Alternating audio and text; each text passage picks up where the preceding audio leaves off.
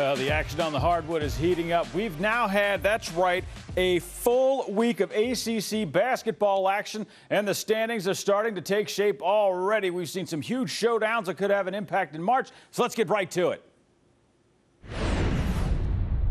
All right, our game of the week this week, Florida State going on the road to beat the 7th-ranked Louisville Cardinals at the KFC Yum Center. Florida State was ranked 18th when that game started, and now they're up to the top 10. Top 10. Oh, my goodness, I cannot believe it. Joining us now to give us a little insight, none other than one of the hottest teams in the conference, WMBB's Courtney Mims. And Courtney, we were just talking about it. Seminoles haven't lost since they went on the road to Indiana in early December. Man, how are they getting this done?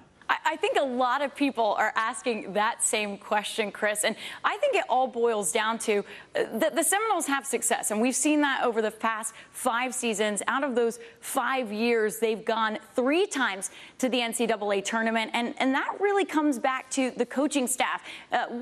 Players come and go, but the coaching staff there is constant, and what Leonard Hamilton is building is a program of success. And at the beginning of the season, we talked about it before, this team was young and inexperienced, not too many seniors at all. So the fact that this coaching staff has been able to take this group of guys with raw talent and show them experience pretty quickly on in the season, I think that boils down to why they're having so much success right now. That sounds like a great recipe for it. Also, Leonard Hamilton, that stability he provides, like you said. And from the meme I saw, apparently he doesn't age either, but we'll talk about that some other time. Florida State, been one of the most balanced teams in the country this season. 8 different players have led the team in scoring in those 14 wins. Is that something Coach Hamilton is emphasizing, spreading the ball around? Oh, definitely. I mean, if you go to any FSU practice on any day of the week, you'll see every guy in action. It's not the same rotation on the court. It's every guy getting a play in there, getting a play called. It's really something that is another reason why they're having so much success. I mean, we saw last week MJ Walker, he was injured, but it didn't matter to this team because you had other guys stepping up in his place. Trent Forrest, Devin Vassell. You have all these guys who, if somebody isn't having a good night, they do. And like you said before, if you have 4 or 5 guys out on the court sharing the love, getting the points for the team, you're going to have success, and success against top-ranked teams. Next man up is always what they say. Good to know they got options. Now, the Seminoles shot nearly 50% from 3 in that win over Louisville. They cooled off just a little bit last night in their win over Wake Forest, but how important is that long range for FSU? Well, I think long range is important for any good basketball team, especially in college basketball. If you make your threes, if you get more than 50% in a night, you're probably in a good position to win that game. But here's the thing, Chris, I don't think it's what defines this FSU team. Every game we see, it's a little bit different, whether they're really good at free throw shooting, whether they're really good at getting inside the paint. What Louisville did was they defended the paint really well to make FSU take those hard shots on the perimeter. And obviously, FSU did that and did that well. Now, last night against Wake Forest, it was a different story. You know, Wake Forest actually went on a 9-point run in the second half and made FSU have to adjust a little bit on the defensive side to win that game. So last night, it was FSU's defense that did it for them. So every single game, we're seeing a different FSU team. And I think, like you said, that's another reason for their success this season. Always good to have options. Up next for Florida State, another huge matchup. They host 18th ranked Virginia on Wednesday. How can the Seminoles keep that momentum going there? Well, I think it goes back to the last question. They're willing to adjust based on their opponent. Leonard Hamilton said it last week. He said, look, I still have nightmares from that Pittsburgh game at the beginning of the season, but they're not focused on every single opponent. They're focused on themselves. And when they go into each game, they know that, hey, here's our strengths, here's our weaknesses. What are they going to throw at us that's going to put us off our kilter? And what do we need to do to adjust coming into that second half to win this game? And we've seen that in a couple games before. We saw that last night against Wake Forest. This team is willing to adjust. They're willing to listen to Coach Ham and the other members of the coaching staff and adjust on the court. And that's dangerous when you have a team that comes in and says, hey, we can take whatever you're willing to throw at us. And I think that's what's going to give them a good run in the NCAA tournament at the end of the year. That's great stuff as always. Cannot wait to see what this team's coming up with, Courtney. We'll definitely be watching that one next Wednesday night. Thanks a lot. Well, after their loss at home to Florida State, Louisville bounced back to beat Miami. WEHT's Randall Parmley taking a closer look at the up-and-down week for the Cardinals. Randall? Good news, Louisville fans. Your team snapped a 2-game losing streak and looked good in doing so.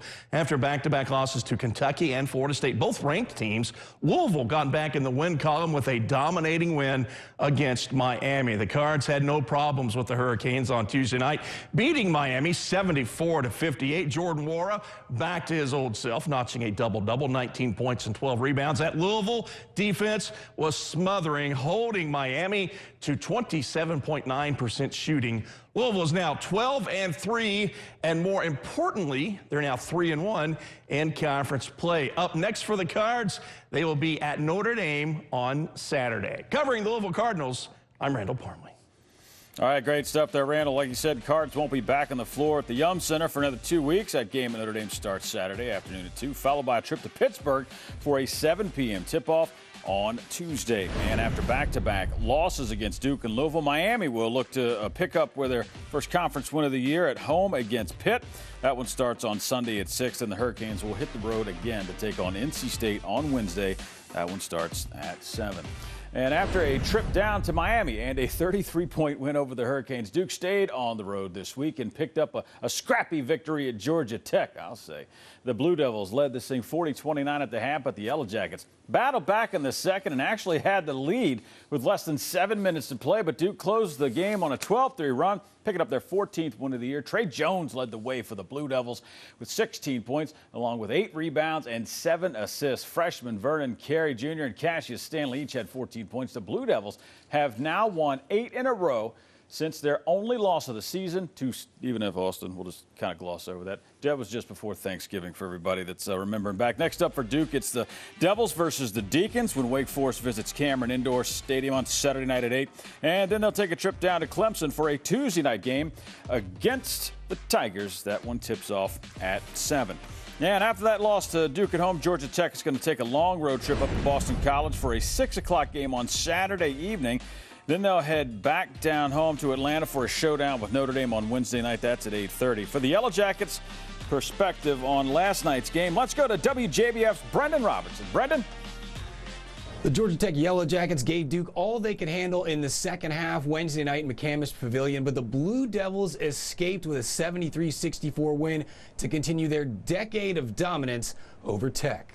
The Yellow Jackets have lost 13 straight to the Blue Devils, their last win coming almost 10 years to the day. But Josh Pastner saw plenty of fight from his team rallying back from an 11-point halftime deficit. Tech trailed by 1 late, but Michael DeVoe's 3 that would have given them the lead bounced off the rim. They never scored again, missing 14 of their final 15 shots. It is what it is. I mean, we missed a lot of short shots right there at the rim, and all you can ask for is an opportunity to get there. And you know, we missed a couple open looks, but you can, when I say live with it as a coach, in a sense of, because all you can ask for is you give yourself a chance to win the game, and we had some opportunities. Up next, Georgia Tech will travel north to take on Boston College on Saturday. With the Georgia Tech Yellow Jackets, I'm Brendan Robertson. When things are going bad, a lot of things continue to go bad in some way, somehow. We've got to figure out how to stop the bleeding and start playing better. That's UNC head coach Roy Williams after yet another loss last night at home to Pittsburgh. The Tar Heels, they were up 37-28 at the half, but the Panthers outscored them by 17 in the second to give the Heels their 7th loss since Thanksgiving Day. And as WNCN's Alyssa Ray reports, the recent skid has Roy Williams saying some things about his team that a lot of people are talking about this week. Melissa? After North Carolina's loss to Georgia Tech on Saturday, Coach Roy Williams got national attention, saying this is the least gifted team he's coached. Now, when asked about it in the press conference, he said it's a ridiculous thing to get this much attention. And as for the players, they weren't fazed by it at all. With the team that I said out there on the floor, you can look. I've got one McDonald's All-American out there because Cole's not playing. And, you know, we've had some teams that have had a lot more than that. So I stand by that. Anybody that wants to make something, that's their prerogative. I mean, you know, I'm not going to be perfect, never have been perfect, don't really care to be perfect. I just made a statement that if anybody in here disagrees with it, that's your prerogative. It kind of motivated us. I mean, I feel like that's why we came out so hard in the first half. I mean, obviously we didn't win the game, but it definitely motivated us. But I don't think Coach meant no harm. He still believes in us. Like, it's just Coach. That's how he is. He keep it real. It doesn't bother me. It's his opinion and his team. He's been around a lot of great teams. We just got to continue to work. I mean, if we can be the least talented team we have, but if we go out here and win, I don't think it really matters. So I'm not paying no mind to it, and we're not paying no mind to that. Roy Williams is still just one win away from breaking Dean Smith's record for most wins in program history. That will have to wait for another opportunity Saturday when the Tar Heels host Clemson. Covering the Tar Heels, I'm Alyssa Ray. Thank you, Alyssa. That game against Clemson on Saturday, the only game the Tar Heels will play over the next week. That one tips off in the Dean Dome at 4:30. Pitt, meanwhile, is going to stay on the road after that win at Chapel Hill. The Panthers square off against Miami on Sunday at 6. Then it's a quick turnaround to a home game against Louisville on Tuesday. That one tips off at 7. And Virginia, they squashed their in-state rivals Virginia Tech at home over the weekend, but then came up just a little bit short on a trip to Boston College. WRIC's Natalie Calabit is covering the Cavaliers. Natalie? It was a mixed bag for the number 18 Virginia Cavaliers this week. UVA was excellent in a 65-39 home win over rival Virginia Tech on Saturday, but took a step back on Tuesday, losing at Boston College. Versus the Hokies, UVA used a 10-3 run in the first half to take a 15-point lead and never looked back. Kihei Clark scored a career-high 18 points, and Braxton Key also put in 18 for the Hoos, who have now won 3 straight Commonwealth clashes. Getting Clark going was a major part of Coach Tony Bennett's game plan. He played terrific, both ends of the floor. We tried to open the court a little more for him, let him attack, make some decisions, and he was really good. And I was proud of the way he battled, as were some other guys too, as we talked about it. But his pressure he put on both ends, offensively and defensively, certainly was one of the major keys to victory. On Tuesday, UVA trailed by 10 points early in the first half before rallying. The Cavaliers led 50-45 with 5:25 left, but BC used an 8-1 run to go ahead. With the game tied at 53, the Eagles went on a 7-0 run to end the game winning 60-53. They outplayed us, being shorthanded, and we're a team that if we're not ready and we're not right, we're not good enough to be sloppy in some of the areas of readiness, alertness, hustle plays. We can't absorb us not being at a high level of readiness. There's not a lot of teams in college basketball that can, but we definitely can't. The Cavaliers return home to play Syracuse on Saturday at 2 o'clock. UVA beat the Orange in the season opener back in November. Covering Virginia, I'm Natalie Calabit. Great stuff as always, Natalie. After that game against Syracuse on Saturday afternoon, it's a big one in Tallahassee. It'll be a top 25 showdown when the Cavaliers visit Florida State on Wednesday at 7. And after that big win against Virginia, Boston College is just a game out of first place in the ACC standings. They'll look to keep things rolling on Saturday against Georgia Tech. That one tips at 6. Then the Eagles hit the road to take on the Qs on Wednesday. That one at 6:30. Meanwhile, Virginia Tech, they were on a nice little winning streak before it came to a screeching halt in Charlottesville against Virginia. But as WFXR's Jermaine Farrell reports, the Hokies were able to make adjustments and turn things around at Syracuse. Jermaine? What for the Virginia Tech Hokies on this Saturday? The game didn't go the way they planned as they fell to the Virginia Cavaliers 65-39. Historic numbers when you look at the Virginia Tech Hokies on defense. Their 39 points is their lowest point total since 1967 when they lost to ECU, scoring 33 points. And overall, there was a lot of combination and the reason for the tough loss by the Virginia Tech Hokies.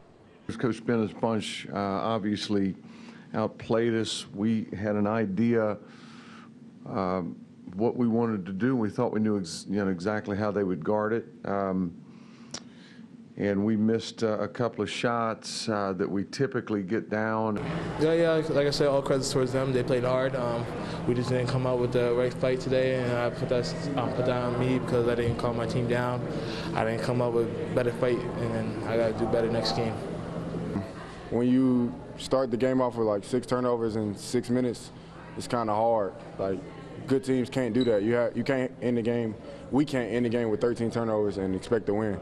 So you just got to take care of the ball and get good opportunities to shoot. Things were a whole lot better for Virginia Tech on Tuesday night, staying on the road to play at Syracuse. Hokies freshman Jalen Cone scored a career-high 19 points, and the Hokies went on a 21-4 run midway through the second half to defeat Syracuse 67-63. It's Tech's first-ever win over Syracuse in the Carrier Dome. Cone, who averaged nearly 6 points per game entering the contest, hit 4 threes and scored 16 of his points in the second half when Hokies took control. Overall, Cone hit 5 triples in the game. I knew that Cone would be, if we were going to win, was going to have to get a couple of shots down. I don't know that I expected him to get 5 of them down from long range, but that's what he does. I mean, he is a dynamic scorer, and that was his, rep coming out of high school, where he was, was a really, really good player. Significant win for the Hokies. We're tickled to get out of here with a great one. The week ahead for Tech, the Hokies will return to Blacksburg to face NC State Saturday at 2 at the Castle Coliseum. Then they hit the road to Winston-Salem, North Carolina next Tuesday night at 9 to play Wake Forest. Covering the Virginia Tech Hokies, I'm Jermaine Farrell. Thanks a lot there, Jermaine. After that close loss to Virginia Tech, it doesn't get any easier for the Orange. The 'Cuse will visit Virginia on Saturday for a 4 p.m. tip-off. Then they'll return home to host Boston College on Wednesday at 6:30. WSYR's Mario Sacco has the Orange perspective on that loss to the Hokies. For the first 20 minutes of the basketball game, Syracuse put on a defensive clinic, limiting Virginia Tech to just 27 points. A 21-4 run in the second half did the Orange in as the Hokies hand SU their second straight conference loss here at the Carrier Dome. I think we did a really good job defensively for a long time, and we just couldn't score. And that's just something we've got to do better. I've got to be better, getting them moving better. The offense has got to be better. We were up, I think, 8 or 9, and then we gave up back-to-back threes on Cone, and I think one of them was AM1, maybe both of them, and that kind of just gave them a 8-0 run pretty much. So just knowing that we got to be smart at all times. We got to finish. We're getting in the lane. We got in the lane a couple times today. We just didn't finish, myself included. So I got to get in there, and I got to finish, get fouled, and just worry about finishing number 1. Past few games, it's just like we get to a point where we're playing really well, and then there's just a few little things that happen, and gives them open shots, or gives them a turnover or something to where they get the advantage, and we have to figure out how to clean those things up and just figure out how to win games. With the loss, Syracuse drops to 8-7 overall, 1-3 in the ACC. It's their worst start in conference play since the 2015-16 season. That year they started 0-4, but made the Final Four. Next up for Syracuse, a trip to Virginia on Saturday. With the Orange, I'm Mario Sacco. All right, good stuff there, Mario. Don't look now, but Clemson's undefeated in 2020. Okay, I know they've only played 1 game so far, but WSBA's Pete Yandy reports the Tigers took care of a tough NC State team at home. Clemson Tigers getting their first ACC win of the season in Saturday's 81-70 triumph against NC State in Littlejohn Coliseum. And Tigers able to snap out of what had been a rough go of it, particularly at home, to close out the month of December. Now, a key in the ball game is Tigers had a pretty good field goal percentage, near 50% for the contest. They were better than their season average. They were right around 32% beyond the arc, but they put in some motion in their offense, working off slip screens that allowed for many points close to the basket. Yeah, just some different things that we were doing there, yes, against some pick and roll stuff that was good. Just thought that we could get a couple layups, throughout the game, and it helped. And then you still got all kinds of other plays you got to make. But I thought it just gave us a little bit of confidence, settled us down, and then you got to play with it. But we were very good. We did a lot of good things. We shared the ball. We made shots. Our bench played well. Amir Sims, one of those who was scoring inside. He had 17 points to lead the Tigers, who had 5 in double figures. Now, after no weekday games, a big showdown in Chapel Hill on Saturday against North Carolina, a team that in roughly 60 visits to the Tar Heels home court, the Tigers have never beaten in a game in Chapel Hill. Covering the Clemson Tigers, I'm Pete Ganity. Thank you, Pete. I'm hoping that's not the kiss of death for that squad there, man. We're looking for a good game up here in Chapel Hill. Come on, stay with me. That game in North Carolina starts on Saturday at 4:30. Then the Tigers return home to host Duke on Tuesday at 7. NC State rebounded from their loss to Clemson with a close win at home over Notre Dame. Up next for the Wolfpack, a trip to Virginia Tech for a 2 o'clock tip-off. That's on Saturday afternoon. Then it's back down to Raleigh, where they'll host Miami on Wednesday at 7. WNCN's Todd Gibson was inside PNC Arena for that Wolfpack win over the Irish. For the third straight game, NC State plays without its leading scorer and rebounder, C.J. Bryce. That's 16 points and 7 rebounds sitting on the bench. So who would respond against the Fighting Irish? How about senior Markel Johnson? Just one game after shooting 5 for 15 against Clemson with 6 turnovers, Johnson responds with 27 points against Notre Dame after getting flamed on social media. But these are kids. And so they read stuff.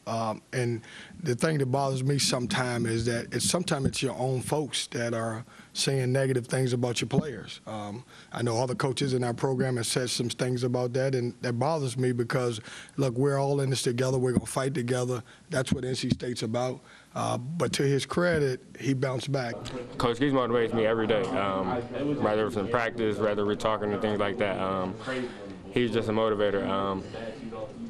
He's always looking out for me and my best interest, so whatever he says, I always take it to heart. He's a dog. That's all I got to say. He's a dog. He works every day, so it's not a surprise that he's doing it out here. I thought he was great getting in the paint. He found guys inside. What did he have? 7 and 2, 27 points, made his free throw, and he was 4 for 9. I mean, he did. That was a Markel Johnson that we've seen in the past. The Pack now has a chance to get on a little bit of a roll. After traveling to Virginia Tech on Saturday, NC State has back-to-back home games where they are 9-1 on the year. Following the Wolfpack at PNC Arena, I'm Todd Gibson. All right, thanks a lot there, Todd. Before last night's loss at NC State, Notre Dame picked up their first conference win of the season on a trip to Syracuse. WTTV's Chris Whitlock is covering the Irish for us. Chris? Well, Notre Dame returned from the holiday break with a bye game, rolling Alabama A&M 82-56 in South Bend before hitting the road for back-to-back conference battles. And thanks to the double-double machine, the Irish were able to get a big victory at the Carrier Dome against Jim Boeheim and the Syracuse Orange. John Mooney scored a career-high 28 points to go with 14 boards as the Irish outlasted the Orange in an 88-87 thriller that went down to the wire. And it wasn't only Mooney racking up big numbers. The backcourt was on fire. Prentice Hubb scored 22. T.J. Gibbs added 21 as Notre Dame poured in 15 triples over that vaunted zone defense of Syracuse. And Mike Bray comes away with a second straight win against the Orange on the road. That's rare for any school. Well, the coach called Mooney the best rebounder in the nation, and who could argue with him? Mooney, who's racked up 12 double-doubles in just 15 games, was also named the ACC Player of the Week for the second time this season. Well, he hit that mark again in Game 2 of the road trip, but the Irish came up short in Raleigh against the NC State Wolfpack 73-68, despite leading by 5 at the half. I'm disappointed for us because I thought we played well enough to escape.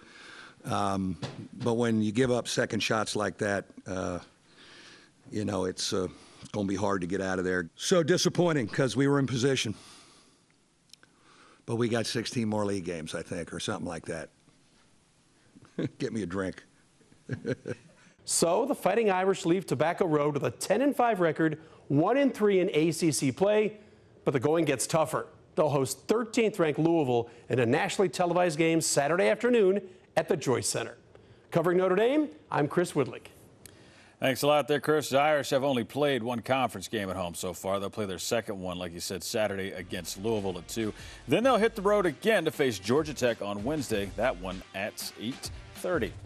And Wake Forest, well, they went on the road to beat Pitt over the weekend and then hung with a top 10 team in Florida State last night. But as WGHP's Kevin Conley reports, the Deacs players say there is no such thing as moral victories. Wake Forest basketball fans wanting to see some growth this season are certainly getting that, but ultimately not the results. Danny Manning's bunch is far more competitive than it has been the last couple of years. Wednesday night's game against number 10 Florida State was a perfect example of that. The Deacons got off to a slow start, but didn't crumble like in years past. Wake hung in there, got back in the game, even took the lead in the second half. Now, some offensive struggles showed its ugly head late in the second half as Florida State pulled away to win by 10. But there was no doubt that the Seminoles had to earn it. I thought they were really determined, and they, I thought it was a 9-0 run, maybe something like that, and they did a very good job. But that's where I see our team growing the most. We went down, but we didn't panic. And Trent gives us tremendous leadership. We went back out and made our adjustments, and we were able to get back in control of the game. And we stayed ahead for the most part, and we got a little separation there at the end. They're a pressure team. You know, they're deep, they're athletic, and we knew that they were going to pressure us, and we knew we had to handle their pressure. And for certain parts of the game, we did. But when they turned the heat up, we didn't handle the pressure that well. And you know, that's something that, you know, we talked about going into the game, but it's a little bit different when you're out there on the court. We got to do a better job of taking advantage of our strength, which is getting to the free throw line and rebounding. We got to learn. It was a top 10 team that we had. We got another, top 10 opportunity on Saturday. So can't dwell on this. Just got to keep going, and I got to do a better job of leading the young guys, keeping them engaged. Got to stay together, especially because we've been in this position before. We just got to keep going. I mean, obviously, we can say that we compete against a top 10 team, but that's not enough. Now we need to win games. Losing by 10 to a top 10 team is not just something that we should be happy about. We should win a game. The loss to Florida State snaps Wake's 3-game winning streak. The Demon Deacons now play on Saturday at Duke in Cameron Indoor Stadium. Covering Wake Forest, I'm Kevin Conley. Thanks a lot there, Kevin. That game at Duke tips off Saturday night at 8, and then the Demon Deacons return home to play against Virginia Tech. That one on Tuesday at 9. Well, the usual teams at the top aren't the only ones making a lot of noise in the ACC this year. Joining us now to take a closer look at some of this year's biggest surprises, Jason Logan from Covers.com. Jason, the Florida State Seminoles, hottest team in the ACC, most recently taking road wins over Louisville and Wake Forest. How's Vegas treating FSU and its odds come March? Yeah, like you said, FSU very hot right now. Winners of 7 straight, had that big win over Louisville on the weekend, and it has shaken up their odds to win the NCAA tournament here. They opened this market back in the spring at 40-1. They were as big as 60-1 heading into that game with Louisville, but after that win in this red-hot run, it's actually cut their odds in half. They're actually down to 30-1 to win the national championship. That puts them ahead of the defending national champs of Virginia, who are at 40-1 odds, and moves FSU into that kind of second tier of contenders as far as the odds makers are concerned. Now, Boston College had some contrasting results to open ACC play. The Eagles get blown out by Duke, then turn right around and upset Virginia at home. Which BC team shows up versus Georgia Tech this Saturday is the question, man. Yeah, Durham's always a tough place to play, so we can't discount the Eagles too much for the loss to Duke, but we really should give them a lot of credit for that win over Virginia. They went into that with a pretty thin roster there. Starting point guard Derek Thompson, he was out with an ankle injury. Nick Popovich is still sidelined. And then Stephen Mitchell, he actually played this game through a lot of illness there. And so they came out with a big win despite missing some key players. Thompson's status for this weekend still up in the air, and Boston College could fall for that classic kind of letdown after the win over Virginia. However, Boston College very sound on defense and very disruptive. They forced 17 turnovers per home game, and they averaged 10 steals at home on the season too, which is among the best in the country. You look at Georgia Tech, very careless with the basketball. They're giving up 17 turnovers per game and being forced into 8 steals per game as well too. So I think Boston College, we're going to see the good defense Boston College here. They're going to turn those mistakes into buckets and get the win at home. Well, Roy Williams remains tied with former UNC head coach Dean Smith for 4th in the all-time wins list after North Carolina. There's no way to say it. They collapsed in a loss to Pitt this week. The Heels are back home versus Clemson this weekend. Can they get Williams number 880, or is it just going to be that much more quiet in the Dean Dome this weekend? Yeah. Well, they better, because he's not being too nice to this team right now. And at this point, I don't know if they can get that win, especially the way they're playing in second halves right now. We've talked about this already this year. UNC just can't finish out games. They've allowed 44 second half points over their last average second half points over their last 3 games. They gave up 45 points to Pitt in that collapse this past weekend.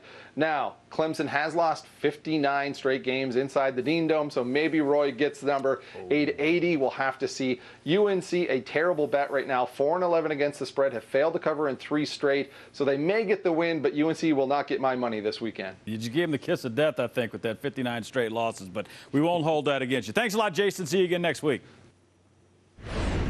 All right, let's take a quick look at the standings before we head out here. Things are starting to take a little bit of shape here at the top. Duke leads the way at 4-0, but Florida State is just a half game behind at 4-1. Florida State up there making some noise. Still kind of can't believe that. Then it's Boston College, Louisville right after that, and Virginia are all a game back. They're at 3-1, so it's jam-packed up there right now. Virginia Tech, NC State, and Pittsburgh are all even at 2-2. Georgia Tech is 2-3, and then 6 teams are checking in at 1-3, including North Carolina. Notre Dame, Wake Forest, Miami, Syracuse, and Clemson are all there fighting to stay out of the bottom spots. Now, those standings, they could look a lot different by the time we're back here for next week's Chase for the Championship show. The teams at the top could have some tricky road games coming up. Louisville, which talked about this, visits South Bend to take on Notre Dame. That's on Saturday. And Duke is going to have to look to avoid an upset at Clemson on Tuesday. Say what you will about the Tigers. They got their act together. And then this is the one we're really looking forward to here. I mean, oh, my goodness. Next week, we're going to have all the reaction from the top 25 showdown in Tallahassee, where 10th-ranked Florida State hosts 18th ranked Virginia. That one's on Wednesday night. Man, I cannot wait to see the highlights from that one. Thanks for joining us here for Chase for the Championship. Remember, you can watch every episode every Thursday night at 7 right here. And until then, man, get out there and enjoy some basketball. See y'all next Thursday.